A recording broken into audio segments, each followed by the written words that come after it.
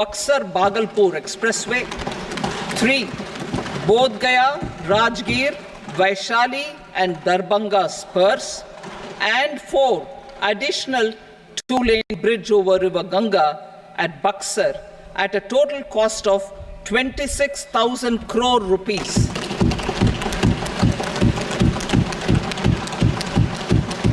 Power projects, including setting up of a new 2,400 megawatt power plant at Perpetual, will be taken up at a cost of 21,400 crore rupees. New airports, medical colleges, and sports infrastructure in Bihar will be constructed. An additional allocation to support capital investments will be provided. The requests of Bihar government for external assistance from multilateral development banks will be expedited.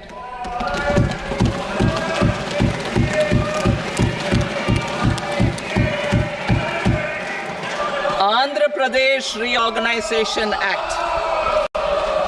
Our government has made concerted efforts to fulfill the commitments in Andhra Pradesh Reorganization Act.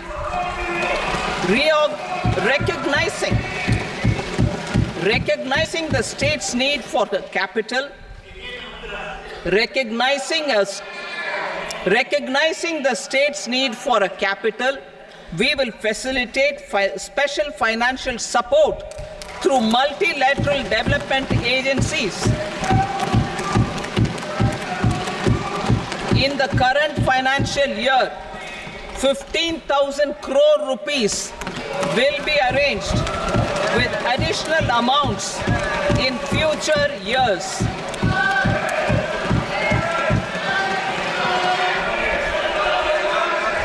Our government is fully committed to financing and early completion of the Polavaram irrigation project, which is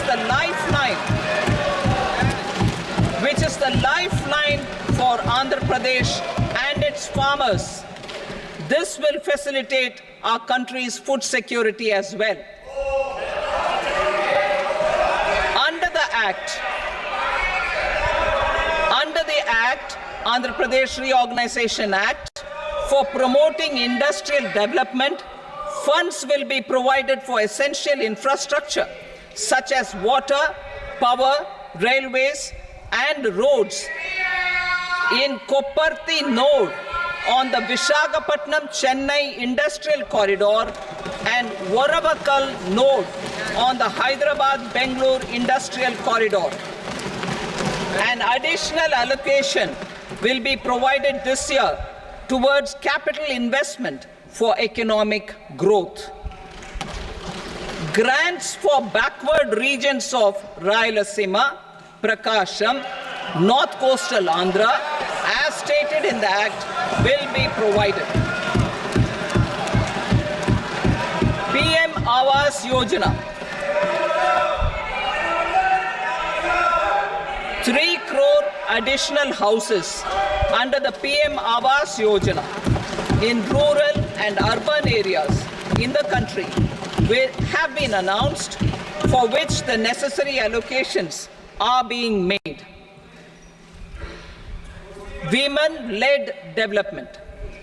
For promoting women-led development, the budget carries an allocation of more than 3 lakh crore for schemes benefiting women and girls. This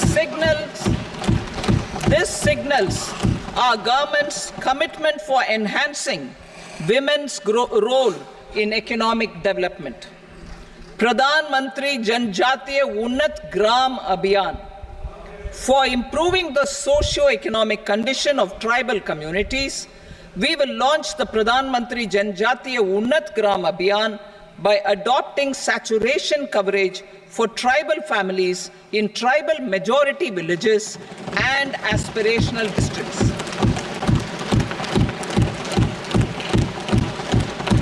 This will cover 63,000 villages, benefiting 5 crore tribal people. bank branches in northeastern region. More than 100 branches of India Post Payment Bank will be set up in the northeast region to expand the banking services. This year, I have made a provision of 2.66 lakh crore rupees for rural development, including rural infrastructure. Priority 4, manufacturing and services, support for promotion of MSMEs. This budget provides special attention to MSMEs and manufacturing, particularly labor-intensive manufacturing. We have formulated a package covering financing, regulatory changes, and technology support for MSMEs to help them grow and also compete globally, as mentioned in the interim budget. I am happy to announce the following specific measures. Credit guarantee scheme for MSMEs in the manufacturing sector.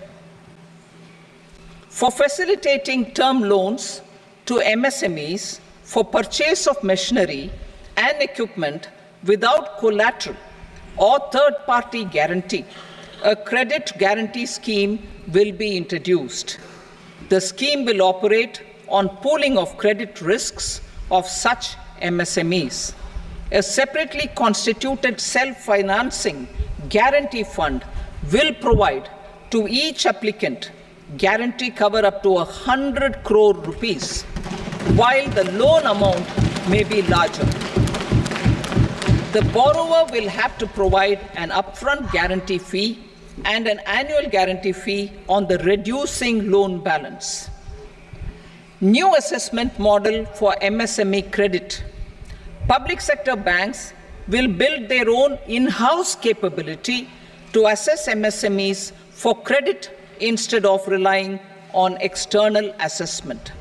They will also take a lead in developing or getting developed a new credit assessment model based on the scoring of digital footprints of the MSMEs in the economy. This is expected to be a significant improvement over the traditional assessment of credit eligibility based only on asset or turnover criteria. That will also cover MSMEs without a formal accounting system. Credit support to MSMEs during stress period. I'm happy to announce a new mechanism for facilitating continuation of bank credit to MSMEs during their stress period while being in special mention account, SMA stage, for reasons beyond their control. MSMEs need credit to continue their business and to avoid getting into the NPA stage. Credit availability will be supported through a guarantee from a government-promoted fund. Mudra loans.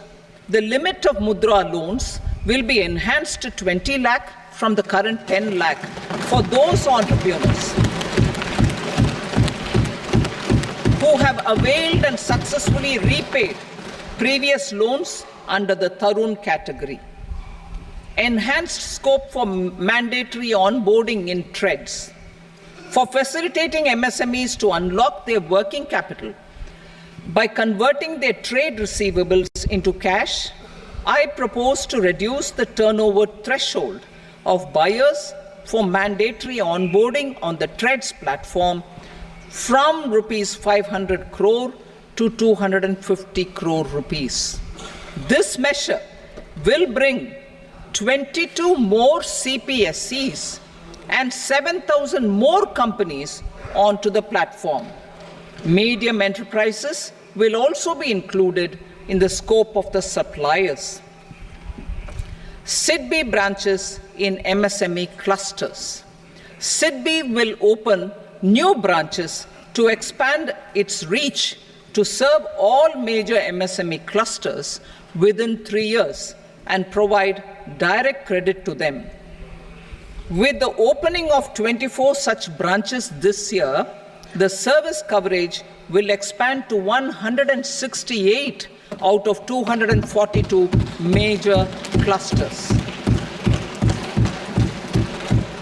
MSME units for food irradiation, quality and safety testing, financial support for setting up of 50 multi-product food irradiation units in the MSME sector will be provided. Setting up of 100 food quality and safety testing labs with NABL accreditation will be facilitated. E-commerce export hubs to enable MSMEs and traditional artisans to sell their products in international markets.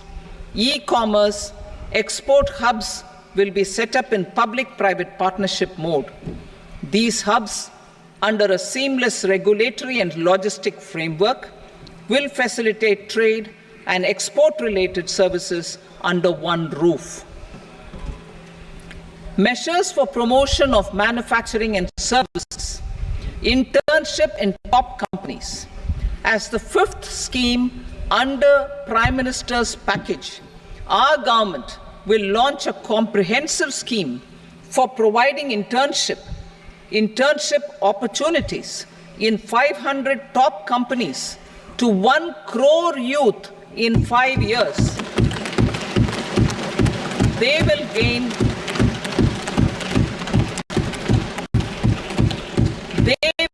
exposure for 12 months to real-life business environment, varied professions, and employment opportunities. An internship allowance of 5,000 per month, 5,000 rupees per month, along with a one-time assistance of 6,000 rupees will be provided. Companies will be expected to bear the training cost and 10% of their internship cost from their CSR funds. Industrial parks. Our government will facilitate development of investment-ready, plug-and-play industrial parks with complete infrastructure in or near 100 cities in partnership with the states and private sector by better using town planning schemes. 12 industrial parks under the National Industrial Corridor Development Program also will be sanctioned.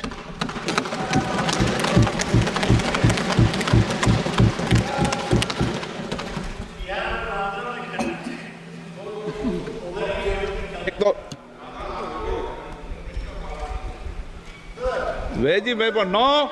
Please, Petty.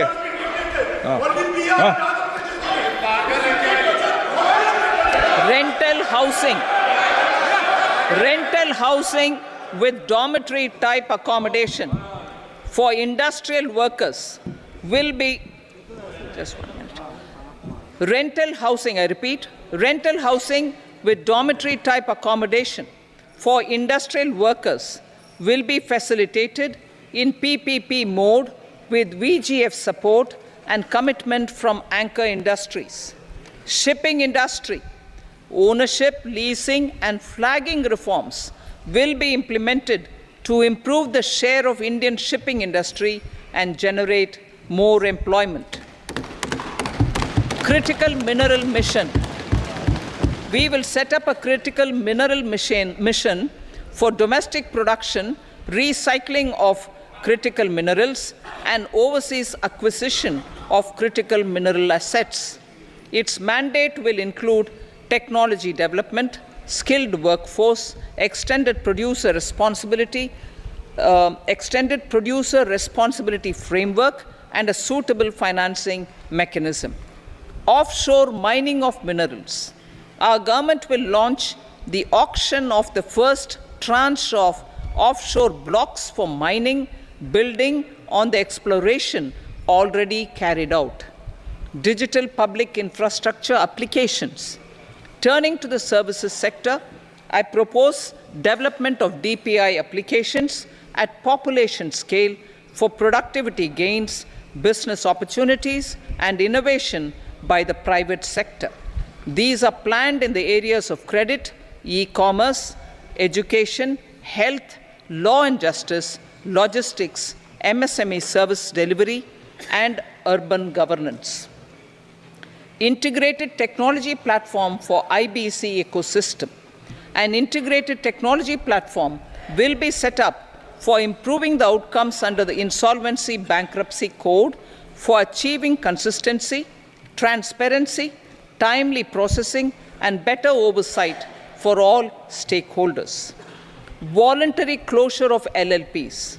The services of the Center for Processing Accelerated Corporate Exit, CPACE, will be extended for voluntary closure of LLPs to reduce the closure times. National Company Law Tribunals. The IBC has resolved more than 1,000 companies, resulting in direct recovery of 3.3 lakh crore to creditors. 3.3 lakh crore rupees to creditors.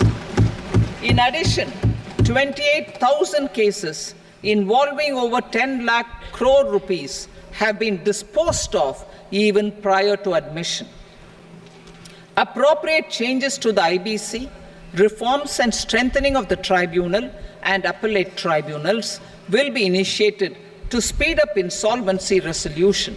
Additional tribunals will be established. Out of those, some will be notified to decide cases exclusively under the Companies Act.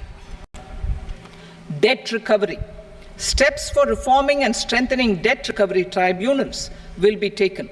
Additional tribunals will be established to speed up recovery. Priority 5, urban development. Cities as growth hubs. Working with states, our government will facilitate development of cities as growth hubs. This will be achieved through economic and transit planning and orderly development of peri-urban areas utilizing town planning schemes. Creative redevelopment of cities. For creative brownfield redevelopment of existing cities with a transformative impact, our government will formulate a framework for enabling policies, market-based mechanisms, and regulation. Transit-oriented development. Transit-oriented development plans for 14 large cities with a population above 30 lakh will be formulated, along with an implementation and financing strategy. Urban housing. Under the PM Awas Yojana, Urban 2.0, housing needs of 1 crore urban poor and middle-class families will be addressed with an investment of 10 lakh crore rupees. This will include the central assistance of 2.2 lakh crore rupees in the next 5 years. A provision of interest subsidy to facilitate loans at affordable rates is also envisaged. In addition, enabling policies and regulations for efficient and transparent rental housing markets with enhanced availability will also be put in place. Water supply and sanitation. In partnership with state governments and multilateral development banks, we will promote water supply, sewage treatments, and solid waste management projects and services for 100 large cities through bankable projects. These projects will also envisage use of treated water for irrigation and filling up of tanks in nearby areas. Street markets. Building on the success of PM Swanidhi scheme in transforming the lives of street vendors, our government envisions a scheme to support each year over the next 5 years the development of 100 weekly hearts or street food hubs in select cities. Stamp duty. We will encourage states which continue to charge high stamp duty to moderate the rates for all and also consider further lowering duties for properties purchased by women. This reform will be made an essential component of urban development schemes. Priority 6, energy security, energy transition. In the interim budget, I had announced our strategy to sustain high and more resource-efficient economic growth, along with the energy security in terms of availability, accessibility, and affordability. We will bring out a policy document on appropriate energy transition pathways that balances the imperatives of employment, growth, and environmental sustainability. PM Surya Ghar Muft Bijli Yojana. PM Surya Ghar Muft Bijli Yojana. In line with the announcement in the interim budget,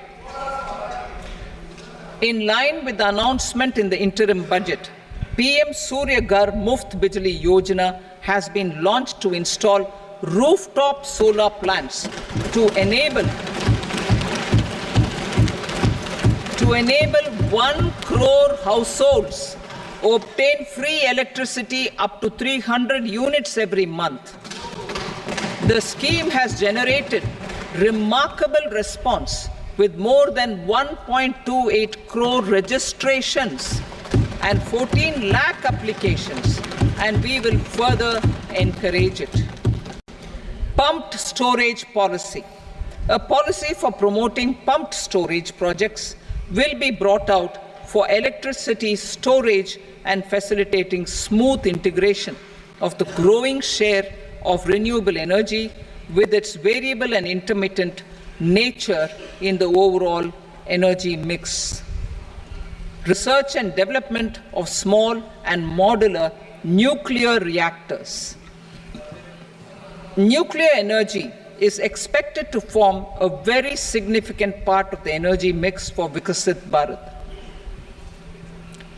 Towards that pursuit, our government will partner with the private sector for 1. Setting up Bharat Small Reactors, 2. Research and development of Bharat Small Modular Reactor, and 3. Research and development of newer technologies for nuclear energy. The R&D funding announced in the interim budget will be made available for this sector also. Advanced ultra supercritical thermal power plants.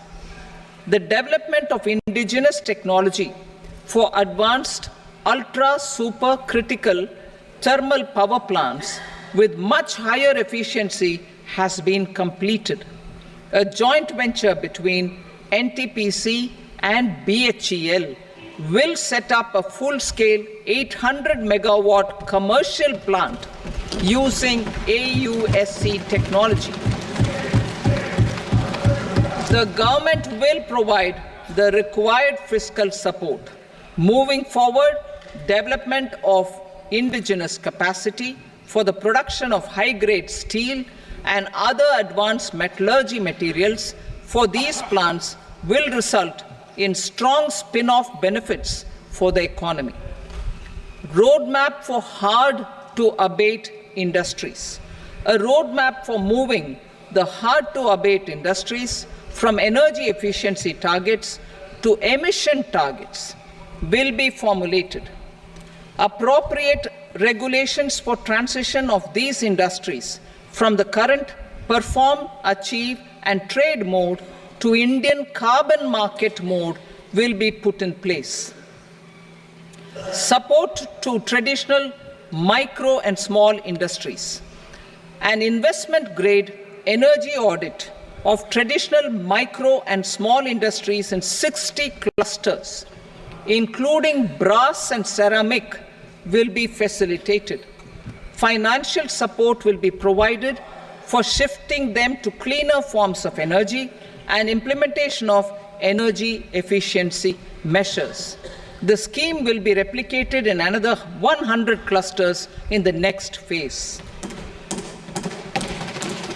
Priority 7, infrastructure investment by central government. Significant investment the central government has made over the years in building and improving infrastructure has had a strong multiplier effect on the economy. We will endeavor to maintain strong fiscal support for infrastructure over the next 5 years in conjunction with imperatives of other priorities and fiscal consolidation. This year, I have provided 11,11,111 crore rupees for capital expenditure. This would be 3.4% of our GDP. Infrastructure investment by state governments. We will encourage states to provide support of similar scale for infrastructure, subject to their development priorities. A provision of 1.5 lakh crore rupees for long-term interest-free loans have been made this year also to support the states in their resource allocation. Private investment in infrastructure. Investment in infrastructure by private sector will be promoted through viability gap funding and enabling policies and regulations. A market-based financing framework will be brought out. Pradhan Mantri Gram Sadak Yojana, Phase 4 of the PMGSY will be launched to provide all-weather connectivity to 25,000 rural habitations, which have become eligible in view of their population increase. Irrigation and flood mitigation.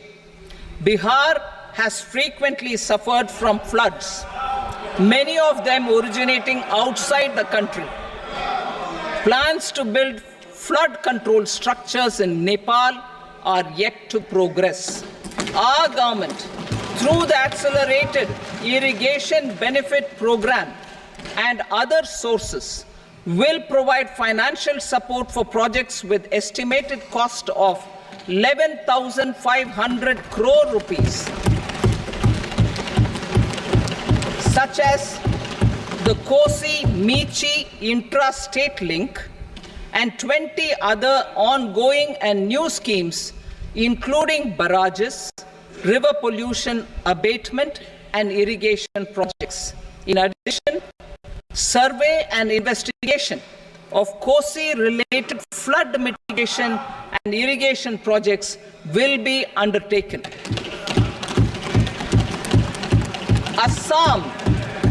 Assam grapples with floods every year by the Brahmaputra River and its tributaries originating outside India.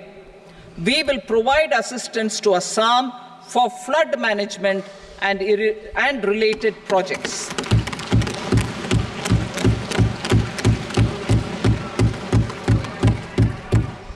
Himachal Pradesh suffered extensive losses due to floods last year.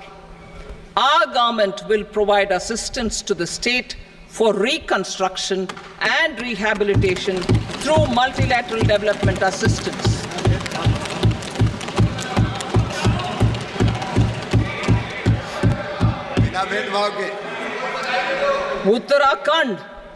Uttarakhand too suffered losses due to cloudbursts and massive landslides. We will provide assistance to the state.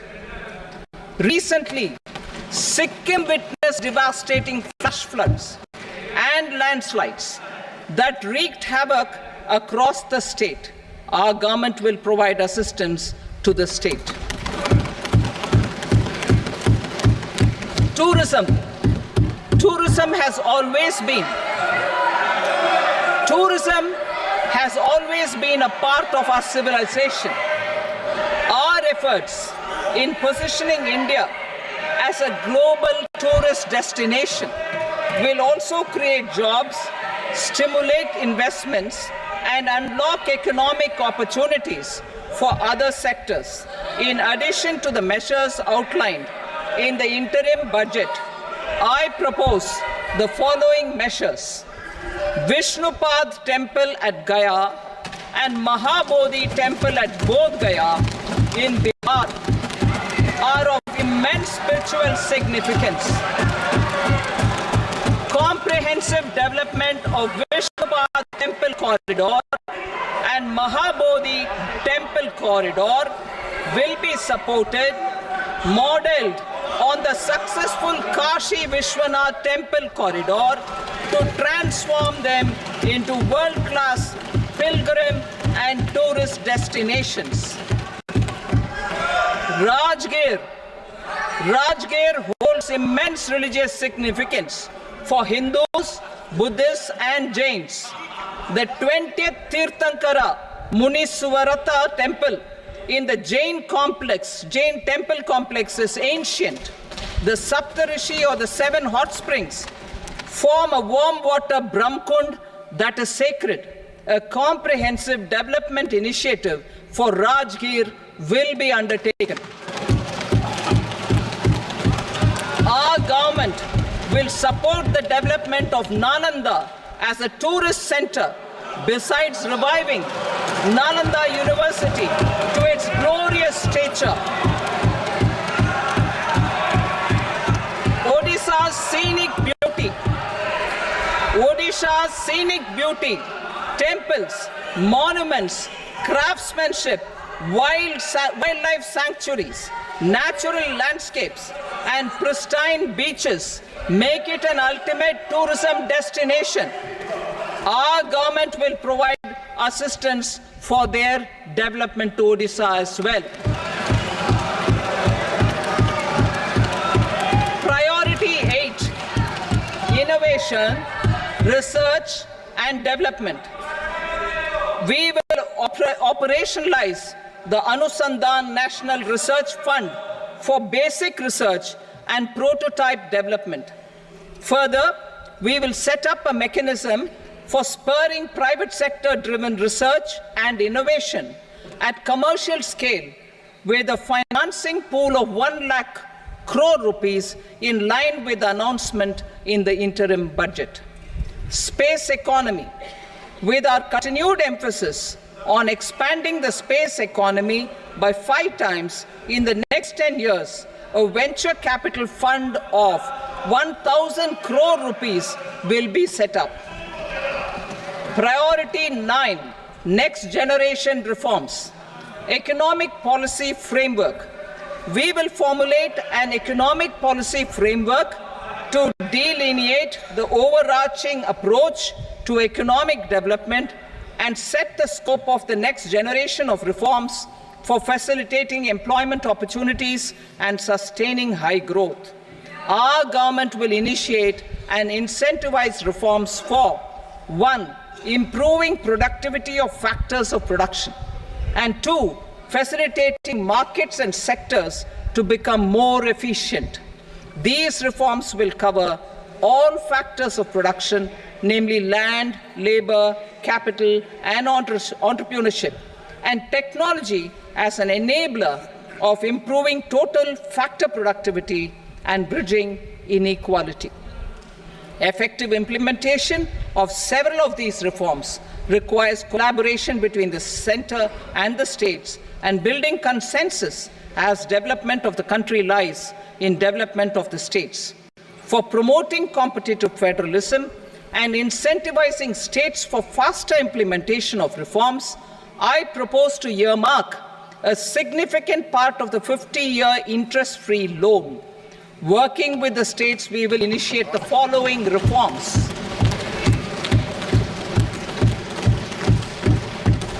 Land-related reforms and actions, both in the rural and urban areas, will cover land administration, will cover 1. Land administration, planning and management, and 2.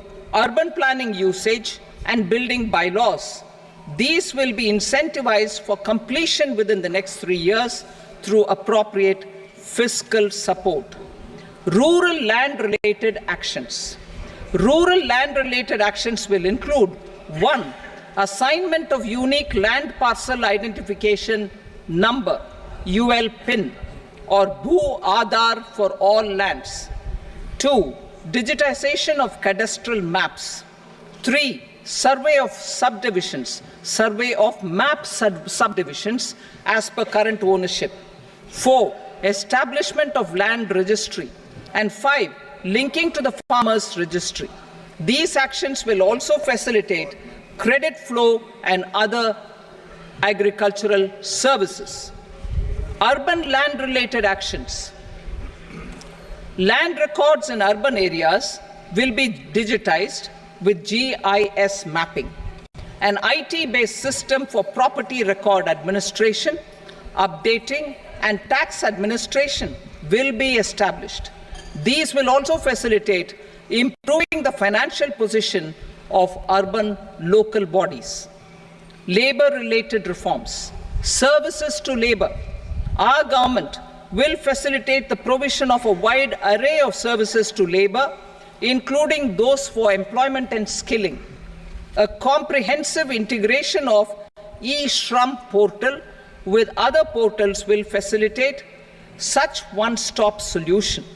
Open architecture databases for the rapidly changing labor market, skill requirements, and available job roles, and a mechanism to connect job aspirants with potential employers and skill providers will be covered in these services. Shram Suvidha and Samadhan portal. Shram Suvidha and Samadhan portal will be revamped to enhance ease of compliance for industry and trade. Capital and entrepreneurship related reforms. Financial sector vision and strategy. For meeting financing needs of the economy, our government will bring out a financial sector vision and strategy document to prepare the sector in terms of size, capacity, and skills. This will set the agenda for the next 5 years and guide the work of the government, regulators, financial institutions, and market participants. Taxonomy for climate finance. We will develop taxonomy for climate finance for enhancing the availability of capital for climate adaptation and mitigation. This will support achievement of the country's climate commitments and green transition. Variable capital company structure. We will seek the required legislative approval for providing an efficient and flexible mode for financing leasing of aircrafts and ships and pooled funds of private equity through a variable company structure. Foreign direct investments and overseas investment. The rules and regulations for foreign direct investment and overseas investments will be simplified to 1. Facilitate foreign direct investments, 2. Nudge prioritization, and 3. Promote opportunities for using Indian rupee as a currency for overseas investment. NPS Vatsalya. NPS Vatsalya, a plan for contribution by parents and guardians for minors, will be started. On attaining the age of majority, the plan can be converted seamlessly into a normal NPS account. Use of technology. We have successfully used technology for improving productivity and bridging inequality in our economy during the past 10 years. Public investment in digital infrastructure and innovations by the private sector have helped in improving access of all citizens, particularly the common people, to market resources, education, health, and services. We will step up adoption of technology towards digitalization of the economy. Ease of doing business. For enhancing ease of doing business, we are already working on the Jan Vishwas Bill 2.0. Further, states will be incentivized for implementation of the business reforms, action plans, and digitalization. Data and statistics.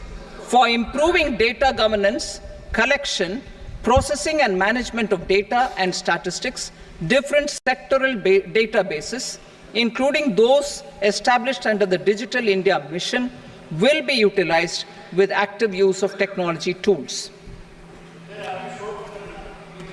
New pension scheme. The committee to review the NPS has made considerable progress in its work. I am happy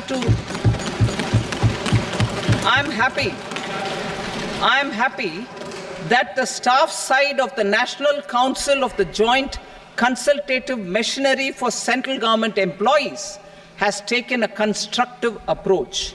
A solution will be evolved which addresses the relevant issues while maintaining fiscal prudence to protect the common citizens. Budget estimates for 24-25. For the year 24-25, total receipts other than borrowings and the total expenditure are estimated at 32.07 lakh crore rupees and 48.21 lakh crore rupees respectively. The net tax receipts are estimated at 25.83 lakh crore rupees. The fiscal deficit is estimated at 4.9% of the GDP. The gross and the net market borrowings through dated securities during 24-25 are estimated at 14.01 lakh crore rupees and 11.63 lakh crore rupees respectively. Both will be less than that in 23-24. The fiscal consolidation path announced by me in 2021 has served our economy very well, and we aim to reach the deficit below 4.5% next year. The government is committed to staying the course. From 2026-27 onwards, our endeavor will be to keep the fiscal deficit each year such that the central government's debt will be on a declining path as percentage of GDP. I will now move to Part B.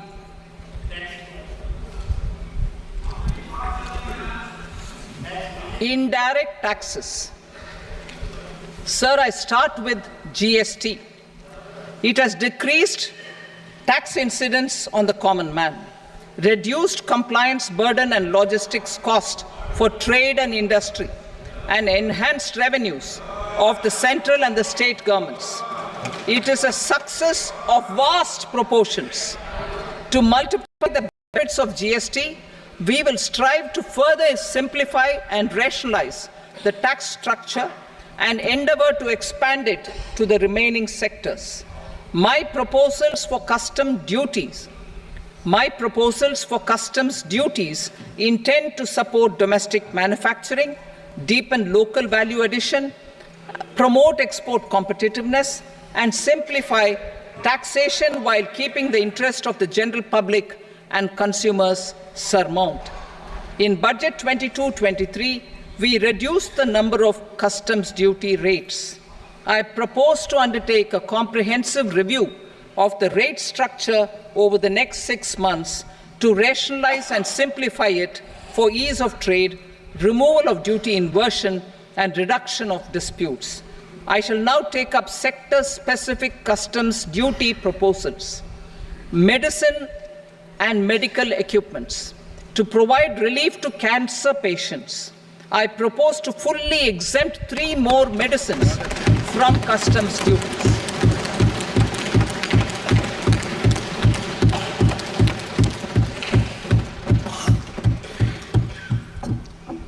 I also propose changes in the BCD on X-ray tubes and flat panel detectors for use in medical X-ray machines under the phased manufacturing program so as to synchronize them with the domestic capacity addition. Mobile phone and related parts. With a 3-fold increase in domestic production and almost a 100-fold jump in exports of mobile phones over the last 6 years, the Indian mobile industry has matured.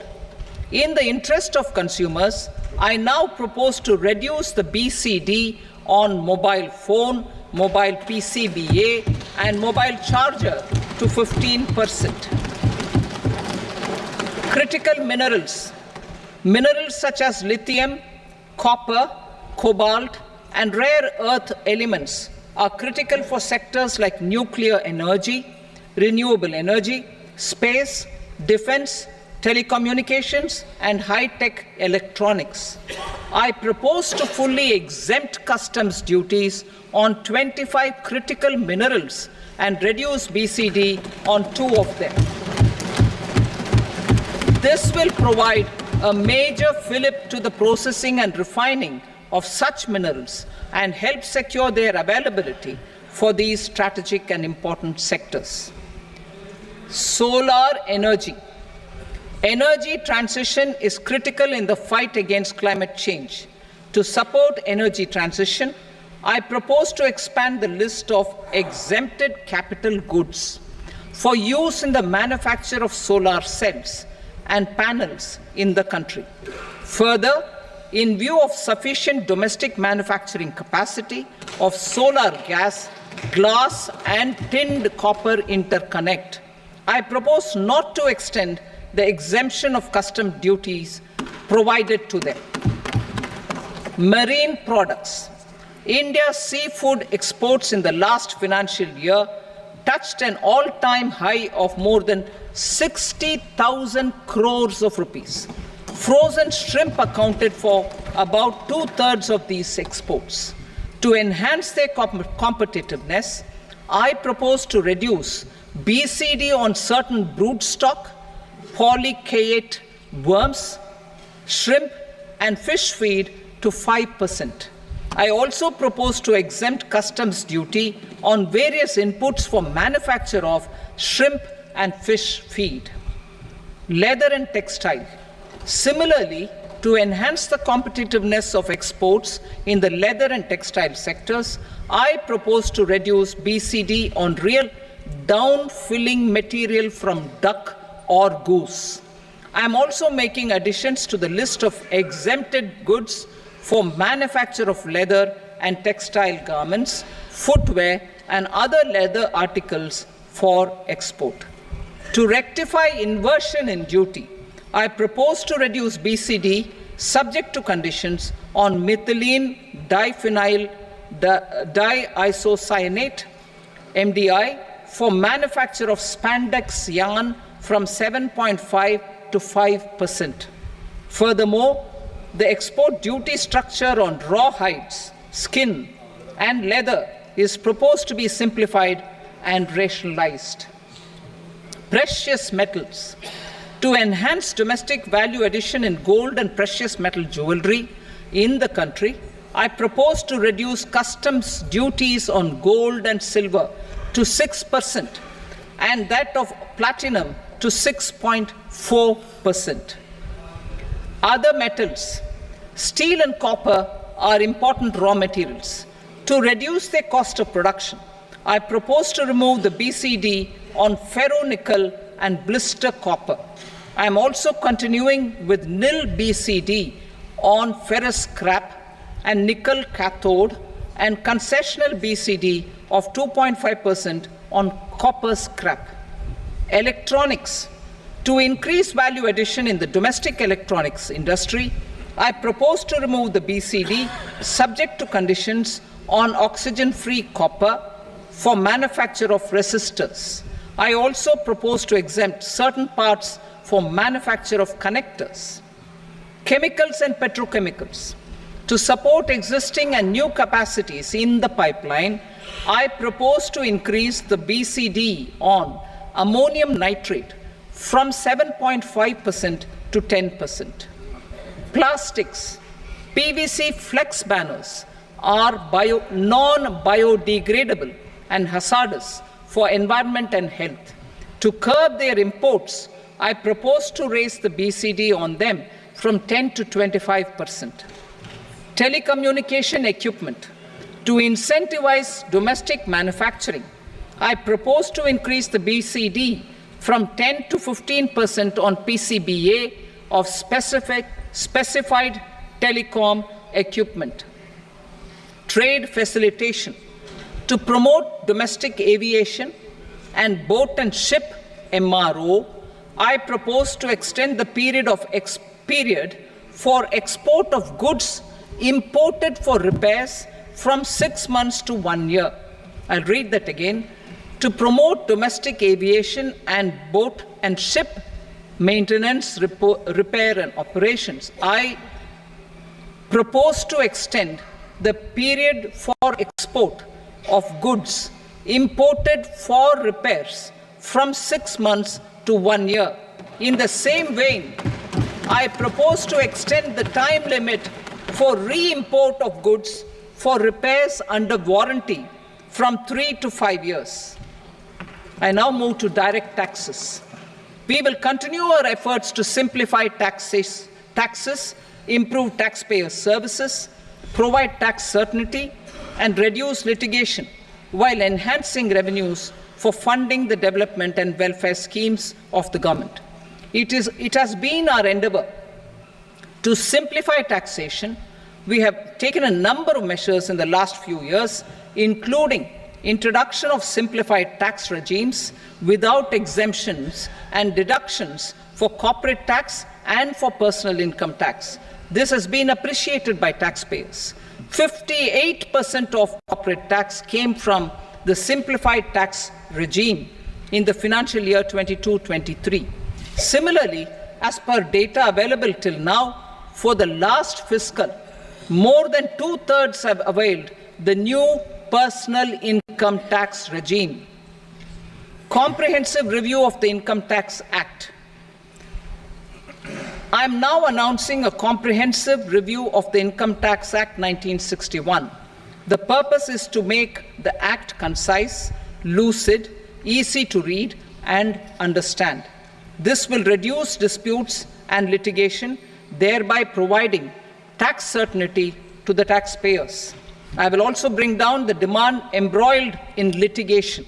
It is proposed to be completed in 6 months. A beginning is being made in the Finance Bill by simplifying the tax regime for charities, TDS rate structures, provisions of reassessment and such provisions, and capital gains taxation. Simplification for charities and TDS. The two tax exemption regimes for charities are proposed to be merged into one.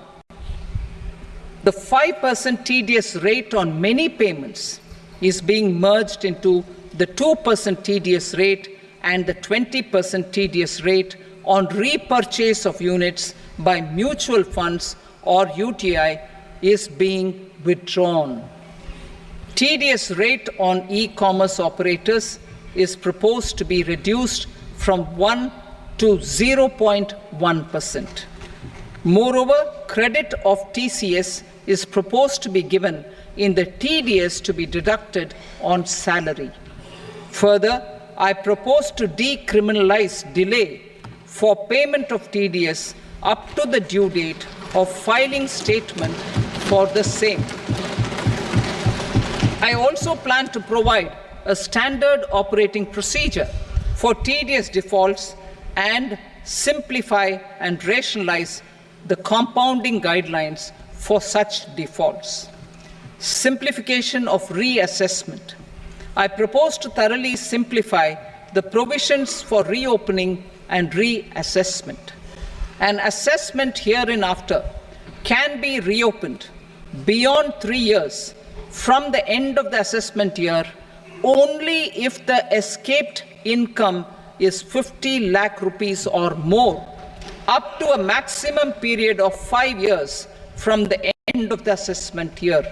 Even in such cases, a time limit of 6 years before the year of the search, as against the existing time limit of 10 years, is being proposed. This will reduce tax uncertainty and disputes. Simplification and rationalization of capital gains. Capital gains taxation is also proposed to be hugely simplified. Short-term gains on certain financial assets shall henceforth attract a tax rate of 20%, while that on all other financial assets and all non-financial assets shall continue to attract the applicable tax rate. Long-term gains on all financial and non-financial assets, on the other hand, will attract a tax rate of 12.5%.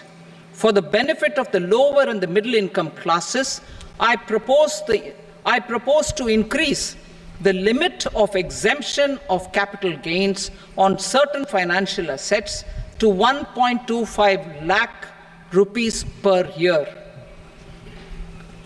Listed financial assets held for more than a year will be classified as long-term, while unlisted financial assets and all non-financial assets will have to be held for at least 2 years to be classified as long-term. Unlisted bonds and debentures, debt mutual funds, and market-linked debentures, irrespective of holding period, however, will attract tax on capital gains at applicable rates.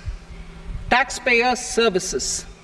All the major taxpayer services under GST and most services under customs and income tax have been digitalized. All remaining services of customs and income tax, including rectification and order giving effect to appellate orders, shall be digitalized and made paperless over the next 2 years.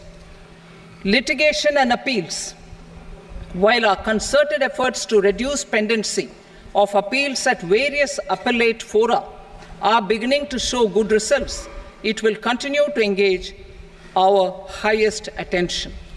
To dispose of the backlog of first appeals, I plan to deploy more officers to hear and decide such appeals, especially those with large tax effect. For resolution of certain income tax disputes pending in appeal, I am also proposing Vivad Se Vishwas Scheme 2024. Further, I propose to increase monetary limits for filing appeals related to direct taxes, excise, and service tax in the tax tribunals, high courts, and Supreme Court to 60 lakh rupees, 2 crore rupees, and 5 crore respectively, with a view to reduce litigation and provide certainty in international taxation. We will expand the scope of safe harbor rules and make them more attractive. We will also streamline the transfer pricing assessment procedure. Employment and investment. I have a few proposals to promote investment and foster employment. First of all, to bolster the Indian startup ecosystem, boost the entrepreneurial spirit, and to support innovation, I propose to abolish the so-called angel tax for all classes of investors. Second, there is tremendous potential for cruise tourism in India. To give a fillip to this employment-generating industry, I am proposing a simpler tax regime for foreign shipping companies operating domestic cruises in the country. Third, India is a world leader in the diamond cutting and polishing industry, which employs a large number of skilled workers. To further promote the development of this sector, we would provide for safe harbor rates for foreign mining companies selling raw diamonds in the country. Fourth, to attract foreign capital for our development needs, I propose to reduce the corporate tax rate on foreign companies from 40 to 35%. Deepening the tax base. I have a couple of proposals for deepening the tax base. First, security transaction tax on futures and options of securities is proposed to be increased to 0.02% and 0.1% respectively. Second, for reasons of equity, I propose to tax income received on buyback of shares in the hands of recipients. Other proposals: to improve social security benefits, deduction of expenditure by employers towards NPS is proposed to be increased from 10 to 14% of the employee's salary. Similarly, deduction of this expenditure up to 14% of salary from the income of employees in private sector, public sector banks and undertakings opting for the new tax regime is proposed to be provided. Indian professionals working in multinationals get ESOPs and invest in social security schemes and other movable assets abroad. Non-reporting of such small foreign assets has penal consequences under the Black Money Act. Such non-reporting of movable assets up to 20 lakh rupees is proposed to be depenalized. Other major proposals in the finance bill relate to withdrawal of equalization levy of 2%, expansion of tax benefits to certain funds and entities in IFSCs, and immunity from penalty and prosecution to Benamidar on full and true disclosure so as to improve conviction under the Benami Transaction Prohibition Act 1988. Personal income tax. Coming to personal income tax rates, I have two announcements to make for those opting for the new tax regime. First, the standard deduction for salaried employees is proposed to be increased from 50,000 to 75,000 rupees.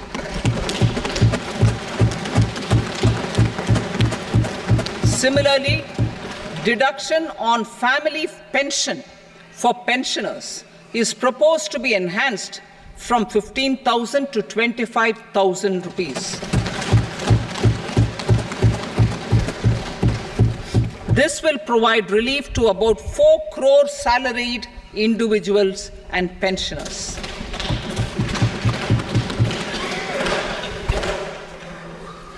Second, in the new tax regime, the tax rate structure is proposed to be revised as follows: 0 to 3 lakh rupees, nil; 3 to 7 lakh rupees, 5%; 7 to 10 lakh rupees, 10%; 10 to 12 lakh rupees, 15%; 12 to 15 lakh rupees, 20%; and above 15 lakh rupees, 30%.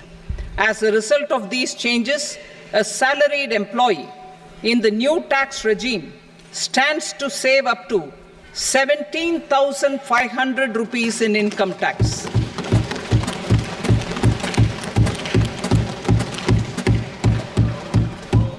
Apart from these, I am also making some other changes as given in the annexure. As a result of these proposals, revenue of about 37,000 crore, that is 29,000 crore in direct taxes and 8,000 crore in indirect taxes, will be foregone, while revenue of about 30,000 crore rupees will be additionally mobilized. Thus, the total revenue foregone is about 7,000 crores annually. Mr. Speaker, sir, with this, I commend the budget to this august House. Jai Hind.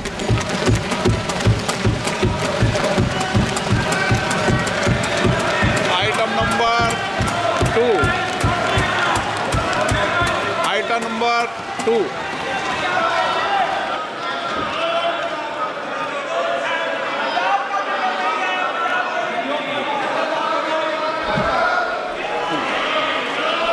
Sir, with your permission, I rise to lay on the table the following statements under Section 3 of the Fiscal Responsibility and Budget Management, FRBM Act 2003, Medium-Term Fiscal Policy cum Fiscal Policy Strategy Statement and Macroeconomic Framework Statement.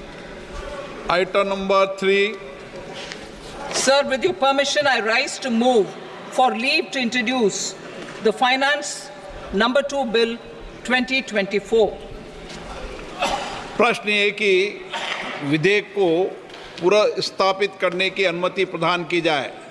जो सदस्य इसके पक्ष में हाँ कहें, जो सदस्य विरोध में ना कहें, मेरे विचार में निर्णय हाँ वालों के पक्षवा अनुमति प्रदान की जाती है। माननीय मंत्री जी, अब विधेयक पूरा स्थापित करें। Sir, I introduce the bill.